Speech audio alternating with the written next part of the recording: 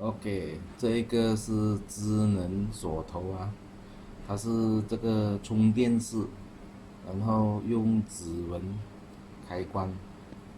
这个是蓝牙的啊，可以用手机 APP 开也可以的。OK，可以记录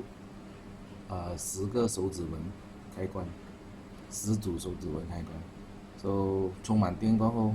它是用 USB 来充电，充完电过后就可以这样开手指纹，OK，很方便的啦，就这样子，OK，大小就是这样子，然后这样关上，就这样开了，然后它有记录，假如